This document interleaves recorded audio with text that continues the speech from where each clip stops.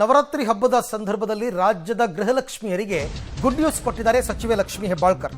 July ಮತ್ತು August ತಿಂಗಳ ಗೃಹಲಕ್ಷ್ಮಿ ಹಣವನ್ನು ಇದೇ ತಿಂಗಳು ಜಮಾ ಮಾಡ್ತಾರಂತೆ. ಅಕ್ಟೋಬರ್ 7 ಮತ್ತು 9ನೇ ತಾರೀಕು 2 ಕಂತಿನ ಗೃಹಲಕ್ಷ್ಮಿ ಹಣ ಸಂದಾಯ ಮಾಡ್ತೀವಿ ಅಂತ ಹೇಳಿದ್ದಾರೆ.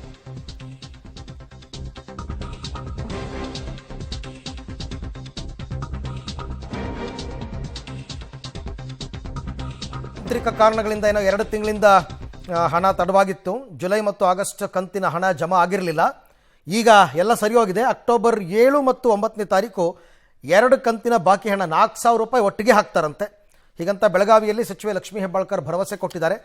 ರಾಜ್ಯದ ಗೃಹಲಕ್ಷ್ಮಿಯರು ಹಬ್ಬವನ್ನು ಜೋರಾಗಿ ಮಾಡಲಿ, ಸಂತೋಷದಿಂದ ಮಾಡಲಿ ಅಂತ ಈ ತಿಂಗಳು 7ನೇ ತಾರೀಕು ಮತ್ತು 9ನೇ ತಾರೀಕು ನಿಮ್ಮ ಅಕೌಂಟ್ಗೆ 4,000 ರೂಪಾಯಿ ಬಂದು ಬೀಳುತ್ತೆ. ಇದು ಜುಲೈ ಮತ್ತು ಆಗಸ್ಟ್ ತಿಂಗಳಿನ ಕಂತು. ನೋಡಿ, ಜುಲೈ ತಿಂಗಳು ಮತ್ತು ಆಗಸ್ಟ್ ತಿಂಗಳ 2 ಕಂತನ್ನು ಆಲ್ರೆಡಿ ಬಿಡುಗಡೆ ಮಾಡಿದ್ದೀನಿ.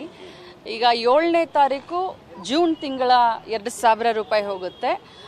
ಇದೇ ತಿಂಗಳು 9ನೇ ತಾರೀಕು ಆಗಸ್ಟ್ ತಿಂಗಳ 2,000 ರೂಪಾಯಿ, ಟೋಟಲ್ 4,000 ರೂಪಾಯಿಯನ್ನು 1,22,00,000 ಮನೆಯ ಯಜಮಾನಿಗಳಿಗೆ ಗೃಹಲಕ್ಷ್ಮಿ ಹಣವನ್ನು ಬಿಡುಗಡೆ ಮಾಡಿದ್ದೀನಿ. ನೋಡಿ, ಜುಲೈ ತಿಂಗಳು ಮತ್ತು ಆಗಸ್ಟ್ ತಿಂಗಳ 2 ಕಂತನ್ನು ಆಲ್ರೆಡಿ ಬಿಡುಗಡೆ ಮಾಡಿದ್ದೀನಿ. ಈಗ 7ನೇ ತಾರೀಕು ಜೂನ್ ತಿಂಗಳ 2,000 ರೂಪಾಯಿ ಹೋಗುತ್ತೆ.